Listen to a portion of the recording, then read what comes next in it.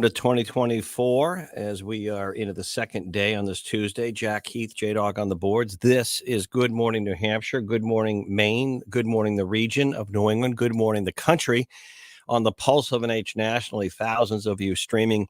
Hey, Google, hey, Alexa, play the Pulse of an H. And, of course, well beyond. Hopefully you're having a good start to your week. That situation Mike Pomp was talking about on 93 South. Multiple vehicle accidents shortly around. Well, I read about 8 o'clock, a little after this morning, right around the Bow area, very busy area, that Bow Junction area. That is settling down. Traffic's moving much better now. It came through that a while ago. So earlier, a lot of people were slowed down. That was 93 South. Hey, again, we got a packed show for you. A lot happening. Let's start with the new year out there. J-Dog, happy. Well, he's on the listener line. Sunshine and chilly to start, but as we get into the week, things get milder, and we do look like we could be seeing some, believe it or not, south of the notches, if you will, some snow on Sunday as we get into the first full weekend of the new year. And we have a lot going on. J-Dog on the boards. Before we bring in Neil Levesque, Institute of Politics, St. Anselm College, we like to check in with some of our newsmakers. We are just a few weeks away, if you will, from the New Hampshire First in the Nation presidential primary. And we'll be broadcasting the show that morning live in the greater Manchester area at the West Wing of St. Anselm College, Institute of Politics. And that evening, as the results start to come in, and we're going to be talking about that, as well as the southern border, the crisis looming and continuing, and even the late Jeffrey.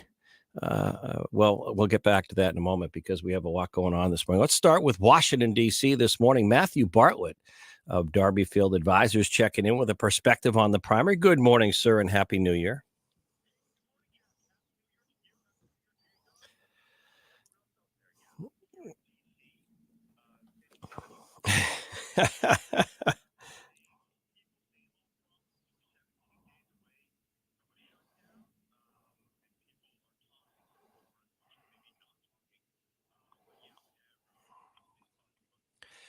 Well, let's come back to that, but just the stuff on Washington. I know that's where your perch is, your seat is. Darby Field Advisors, one of our great partners and sponsors, bipartisan, great public affairs firm. The Congress is off this week. People are getting back to work this week. They have another week off because they're so overworked. And then you're saying, other than the Ukrainian and funding for the war with Israel and Hamas and the Ukrainian situation, you're saying that another looming government shutdown?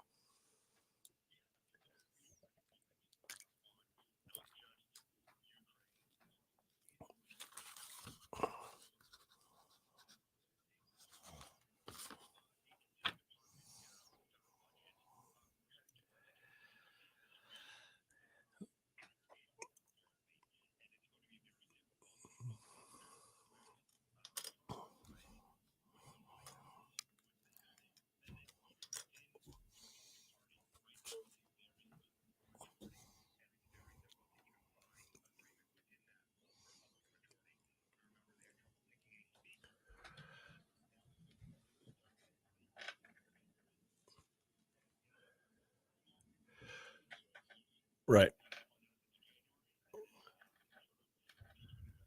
Well,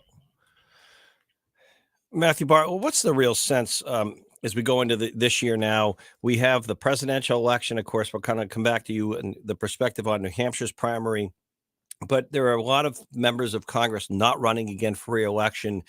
Is there a sense yet on, is it predicated upon the presidential election on what party may come out ahead in 2024 in terms of the majority in the House and the Senate?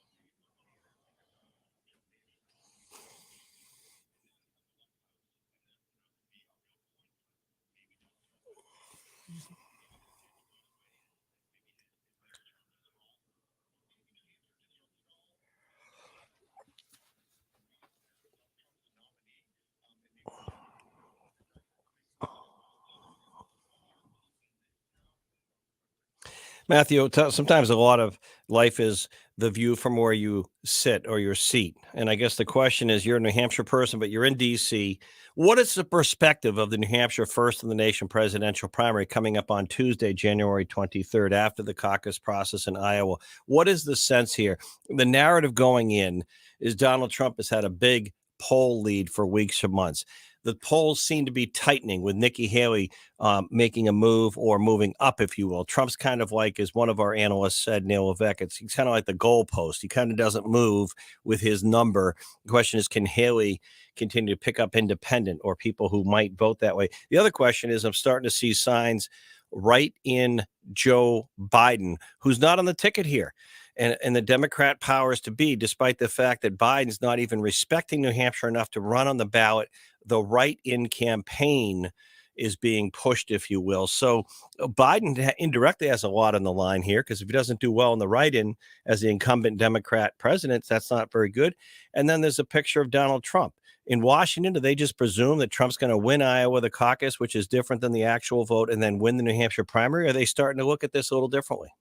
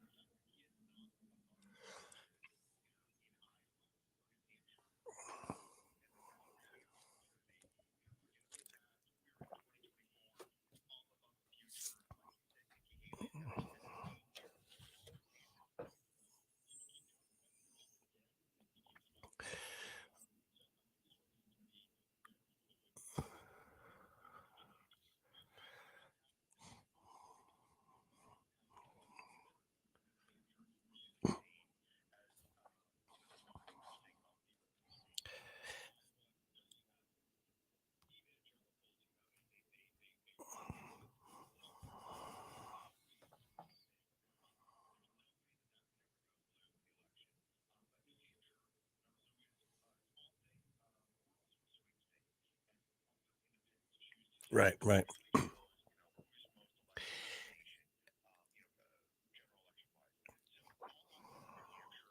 right.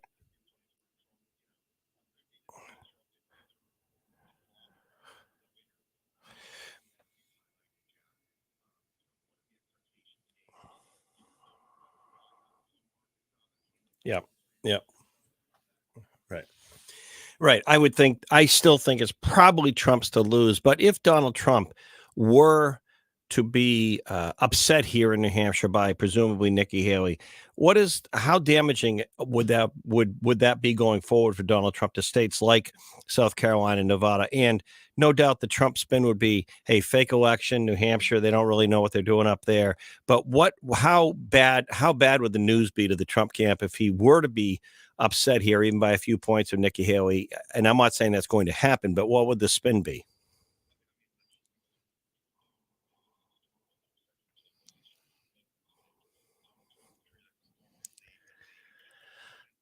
Right.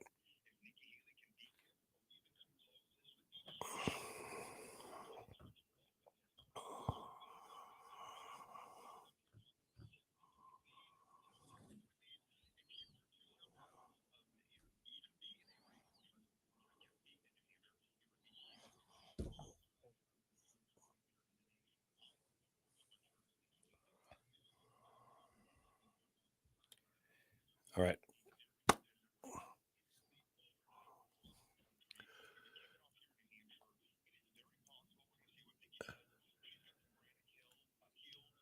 Right.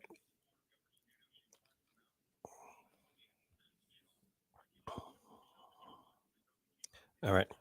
Hey, listen, we're going to let you go. You're welcome to join us, of course, as one of our political analysts and all stars, Matthew Bartlett, Tuesday, January 23rd, West Wing, St. Anselm College, as we kick off our election coverage that evening. Thank you, Matthew. All right, coming up, Neil Levesque, Institute of Politics, speaking of St. Anselm College. Good morning, New Hampshire, the Pulse of an Age, powered by, in the new year, Sig Sauer, great manufacturer, great employer. And of course, one of their main locations right over at the Pease International Airport, where things are booming, economically speaking, there. And a reminder as we get going in the new year, Auto Fair, one of our great partners and sponsors, will be back with our state police segment brought to you by Auto Fair this Thursday morning. And a reminder, they have great things going on at Auto Fair Honda, but in Auto Fair Nissan and Stratum, where I have my rig from a few years ago on the pickup truck side in Stratum, the Nissan. You can just go in there and mention my name, this show, and say $500. $500 on any new or used vehicle in stock. $500. Just go in and say my name on top of everything else right now. Great value, new and used vehicles. Back on Good Morning New Hampshire, the Pulse of an H. Reminder, Wednesday morning, January 17th, coming up in a few weeks, Capitol Center for the Arts, Bank of New Hampshire stage, the state of addiction and mental health, 9 to noon. My Good Morning New Hampshire show on the road in Concord, a town hall dealing with the state of addiction and mental health right here at home. Brought to you by our great partners at Granite Recovery Centers, Anthem, Blue Cross Blue Shield of New Hampshire, InStride Health, and some of our mental health community in different county partners. And of course, we're going to really talk about the number one health issue affecting more people than anything else. Back with Levesque, Good Morning New Hampshire, the Pulse of NH, now powered by Sig Sauer. Back in a moment.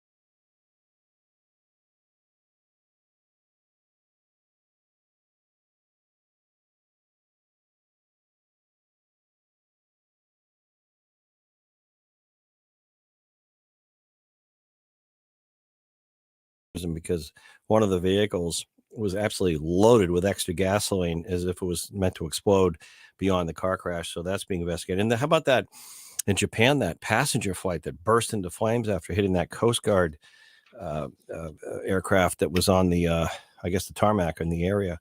No one hurt. I mean, no one died in that. Amazing. You see that fiery crash in Japan. All right, welcome back. Welcome back as we get going on this Tuesday morning. A lot to talk about, and a lot of eyes starting to shift in New Hampshire in the next few weeks. Neil Levesque, Institute of Politics, St. Anselm College, one of our great political analysts and all-stars. And I imagine you're going to get another snapshot in terms of a New Hampshire poll soon, and also have, I think, one big debate coming up before the primary. But all eyes here is not much time, Neil, between now and January 23rd, now that we're on January 2nd. Good morning.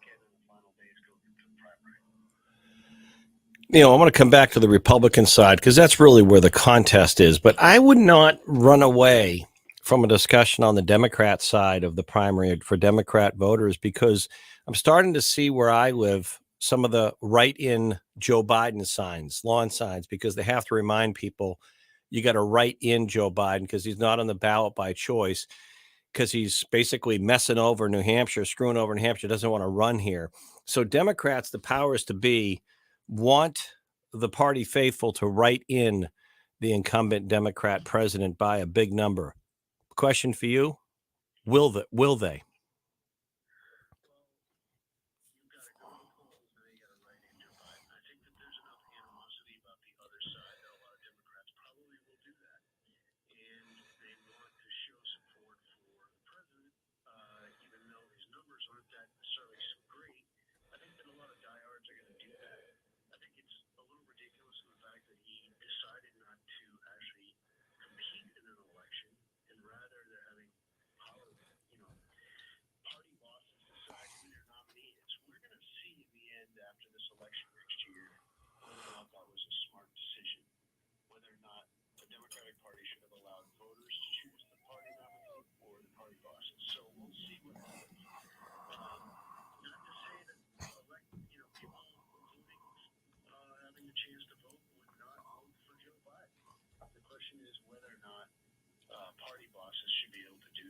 Well, right. I don't want to get off the Democrat base for a moment, Neil Levesque. I want to stay with this because the last couple primaries, check my math, I think a guy named Bernie Sanders won. And I think the Democrat Party here, the true activists in the Democrat Party are further left than Joe Biden, in my humble opinion. And so my question is, he didn't do terribly well in 2020. In fact, he left the state before the votes were even tallied up that night to run down to South Carolina. So my question is, if independents are going to send a surprise message to the nation, potentially on the Republican side, will Democrats send a surprise wake-up call to Joe Biden? We're not really digging you these days.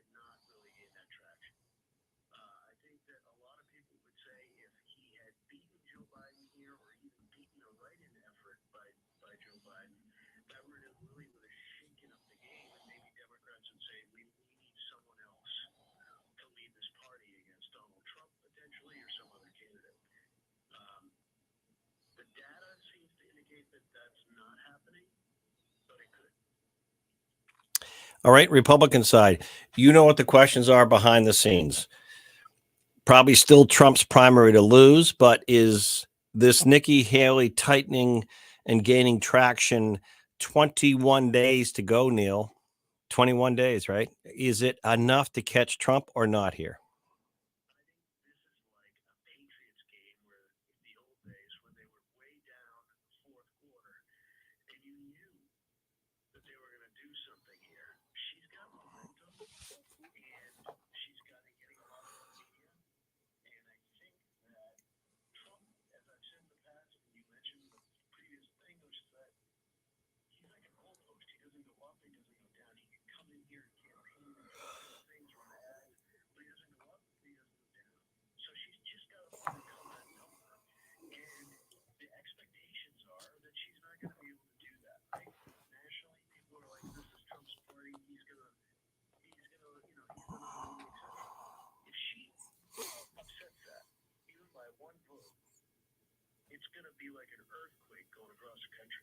Mm.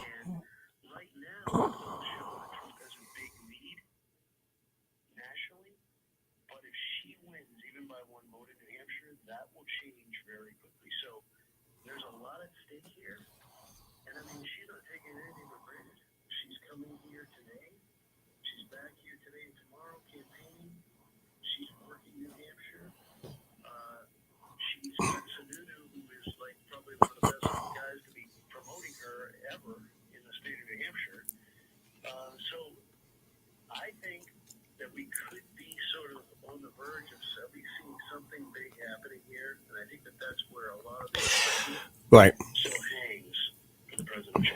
Real quickly, your last snapshot or poll, I think, had Trump at 44, Nikki Haley at 30, a 14-point delta. I know some recent polls had it in single digits. If you had to say today, where do you think that's tightened or not? Your poll.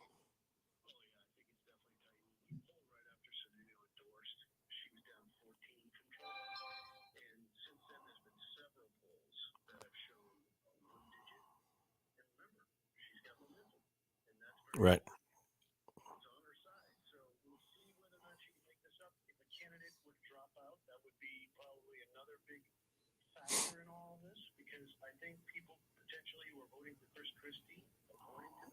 Mm-hmm.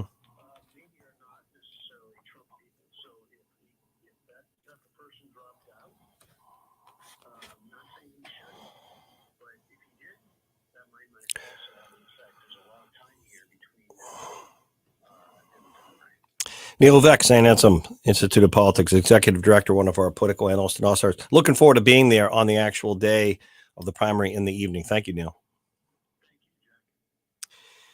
Just some quick commentary, 603-228-2080, our number. Neil referenced the effort here for Democrats to write in, or the effort being made to write in Joe Biden, because he's not on the ballot in New Hampshire's primary in a few weeks because he chose not to be.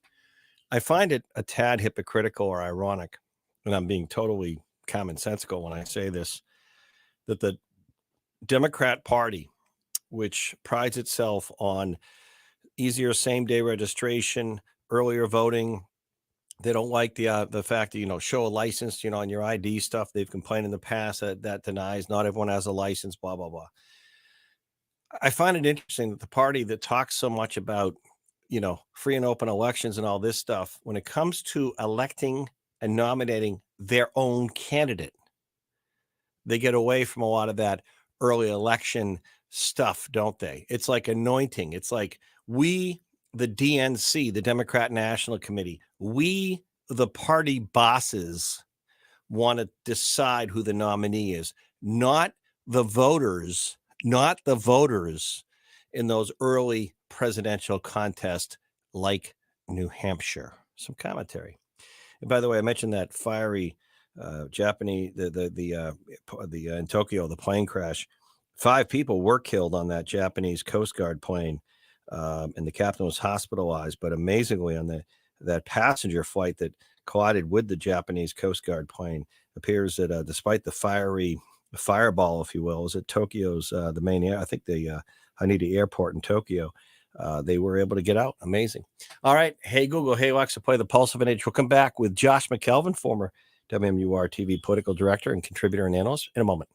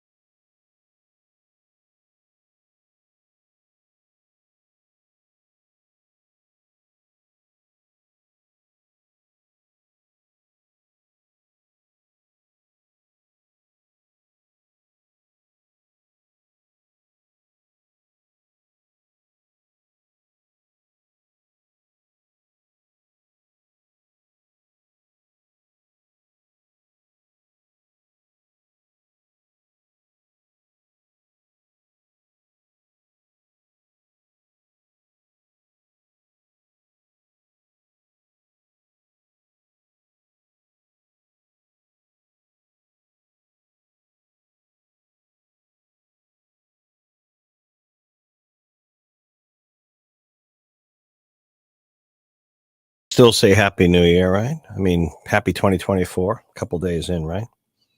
J Dog, you were kind of low key, huh? You're not a big. I don't want to speak for you. You're a PR person. You're kind of happy the holidays are behind you. Oh, I didn't know that. You've been shielding that from me. You didn't tell me that. Well, we have Tom Raffio on later on in the show. I think of Northeast Delta Dental. Get the pliers. Ouch. Ouch. Hey, a lot going on. I'm going to switch gears. Want to bring in Josh McKelvin, one of our political analysts and all-stars. Looking forward to having Josh around on Tuesday, January 23rd, as we broadcast live from the West Wing at St. Anselm College in greater in Manchester area. I guess it's contiguous with Goffstown, but in Manchester, Institute of Politics. Josh, you like that, right? Josh McKelvin, how are you? Former political director, WMUR TV, and McKelvin Strategies on a Tuesday. Happy New Year.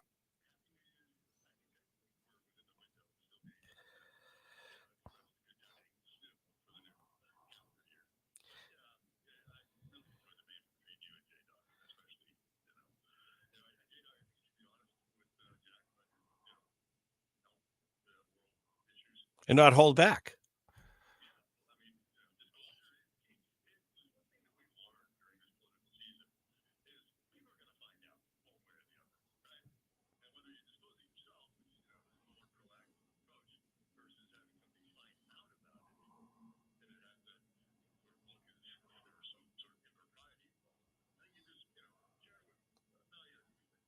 Yeah, don't be reticent. I mean, I can come over and maybe we could play catch with a baseball, and if I miss, it might help your might not. No, I'm kidding. Or a hockey puck, or as Wayne Gretzky would say, a pocky puck. I mean, good winter classic yesterday, unless you're lost, the Golden Knight. I know, I was surprised. That goaltender was hot. The Kraken. They sold a lot of merchandise with those scarves yesterday. They did, I thought the NHL did a good job with the packaging of all that local Seattle. Did you see in the beginning, by the way? I have to just say this and I'll move on to politics with Josh. But it kind of ties into politics. The beginning of the game, J-Dog or Josh, did you watch the players come in and the Seattle Kraken, when they came in, they had the local fish market guys throwing live fish, over their heads as they were coming, down the ramp? What's that? I'm just waiting for some. Just laughing.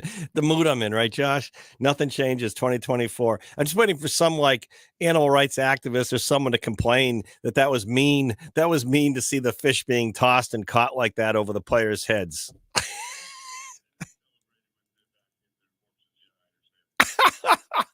All right. All right. That's the first laugh of the new year almost for me, Josh. All right. Let's jump into Tuesday, January 23rd. We're not there yet. We only have 21 days, Josh, and this New Hampshire votes.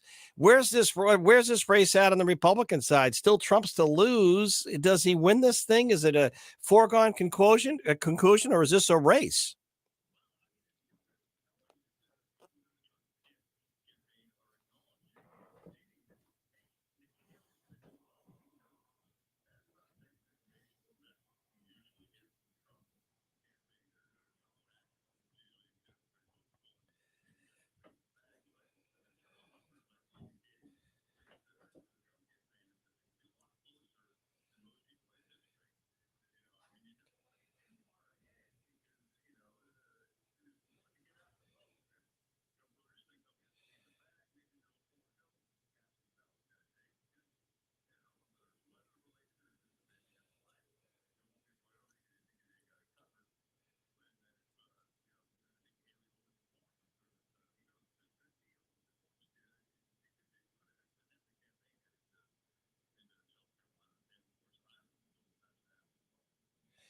Well, okay, so it does, but let's start with some basics historically, Josh McKelvin.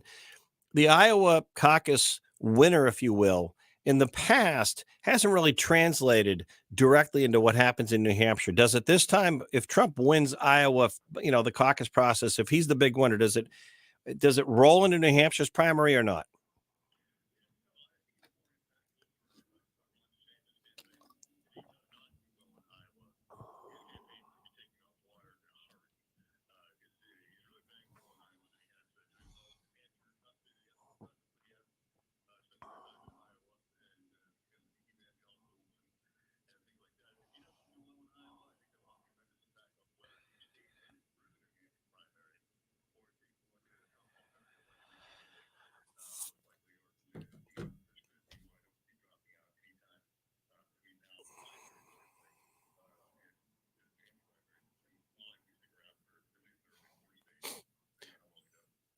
All right, Josh. I guess now let's switch gears to the next few weeks.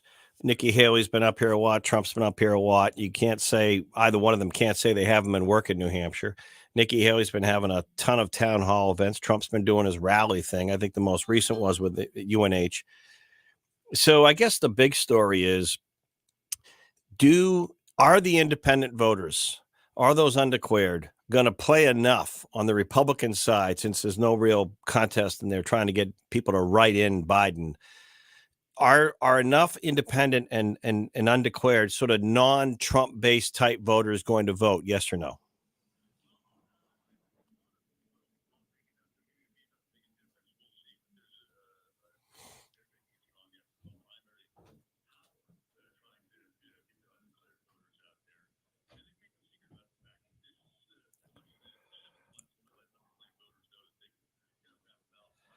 Right.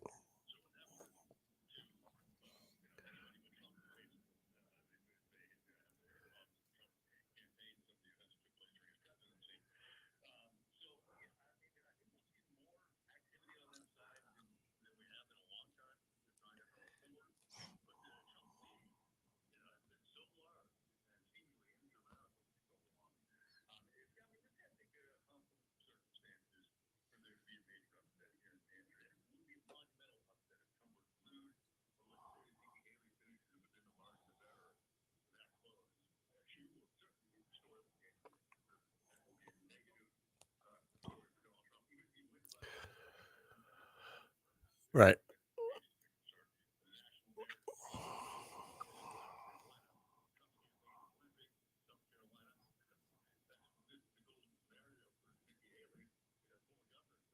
Right.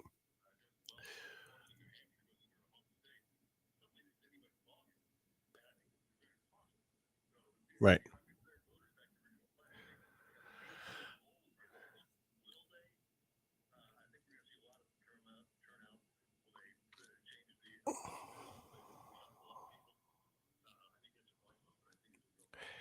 Well, the thing I've noticed in the past is the narrative going into New Hampshire, especially for the national media, is not the story come the morning after or the night of the election. New Hampshire does send a surprise more often than not. The question is, will it happen again? Josh McKelvin will catch you real soon. Of course, former WMUR TV political director and McKelvin Strategies. Catch you real soon. Josh McKelvin, Good Morning New Hampshire, the Pulse of an Edge, powered by Sig Sauer. Thank you, Josh. All right. We get back. We are going to take a quick look at the economy, the economic side of things. Doug Tengden, a whole lot more. Hey, Google. Hey, Alexa, play the Pulse of an H. Jack, Heath, J-Dog on the boards. Back in a moment.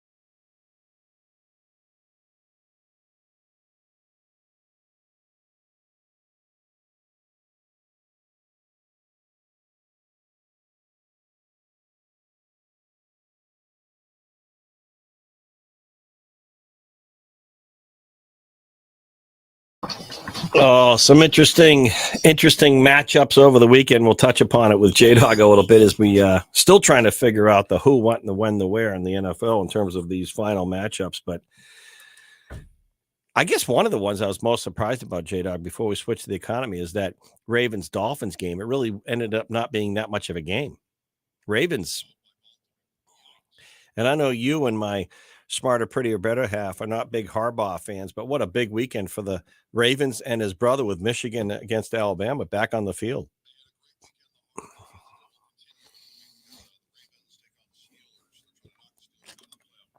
Yeah.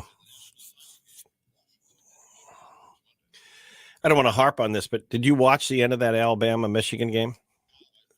Well, okay. Well, I got one question. You've seen it. Why in that overtime when Alabama gets a chance to score, it's fourth, and they're going to overtime. The quarterback just look at the matchup. You ran right into the line. They weren't even right on the goal line. Run to the left a little bit, create some holes. I saw that thing coming. I'm like, why did they do that? Nick said, I'm just surprised on that. Yeah, really. All right. All right, we'll come back to some of that and a lot more. Not looking at a pretty good day out there. Plenty of sunshine. In fact, the sun is out. A little chilly as we get going. Things do get milder as we roll into this first week of January. This weekend on Sunday, for much of our listening region, in terms of the southern tier, mid tier as well, we might actually see some snow. Speaking of that, Tenny Mountain, they're cranking it up. We're going to hear from them tomorrow. They get some fun stuff coming up. The official ski area of Good Morning New Hampshire, the pulse of an H, and of course, powered now this 2024 by Sig Sauer. Great company and employer and manufacturer. 6 Hour, Good Morning New Hampshire, the pulse of an H.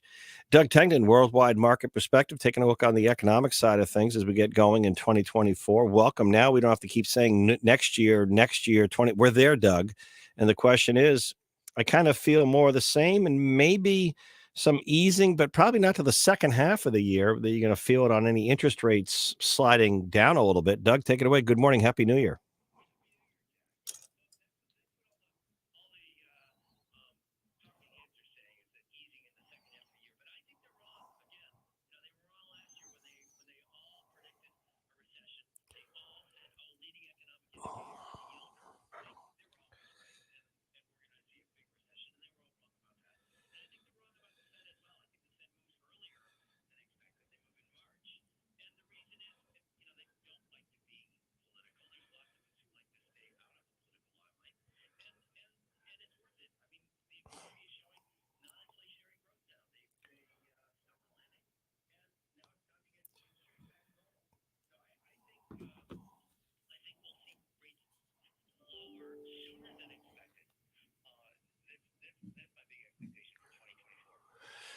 Doug, I did, yesterday was one of those days. I don't know, it was actually nice and chill to stay in. And usually you're on the run, going into New Year's, the holiday, Christmas week, New Year's. It was just nice, great sports on, Winter Classic, college football, fun stuff. So I was reading a little bit in between stuff just about, real estate values, different parts of the country, hot markets, cooler markets. And the narrative I got was, home values, at least in our region and a lot of so-called hot regions in the country, are going to stay relatively strong, meaning the price of homes probably not coming down much, due mostly to three things. People with those low historic, probably never again 3% fixed mortgage rates aren't going to give those up, nor should they. And number two, not a lot of new inventory in some parts of the country, and the demand or the price of housing is still very expensive. So the feeling is the demand for a home, whether to lease, rent, or buy, is still going to stay strong.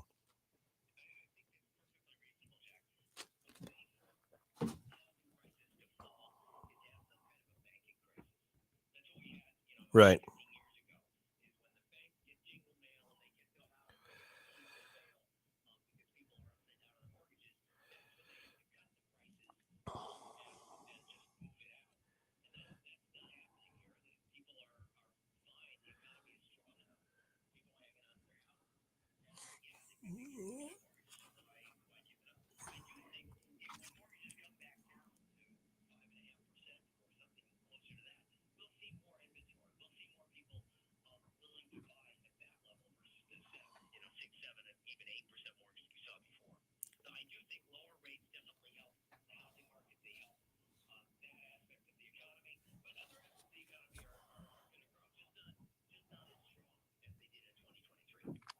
All right, Doug Tengden, Worldwide Market Perspective. Enjoy your Tuesday. Thank you, Doug.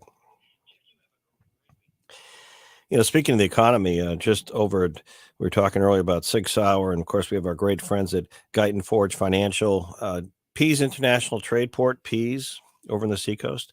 Interesting article on Seacoast Online. We might even hear today from Alicia Preston Xanthopoulos. She writes and speaks, if you will, for Seacoast Online over there. And her perch is Hampton Beach. But article Seacoast Online about big, strong stuff happening at the Pease International Trade Port coming in 2024.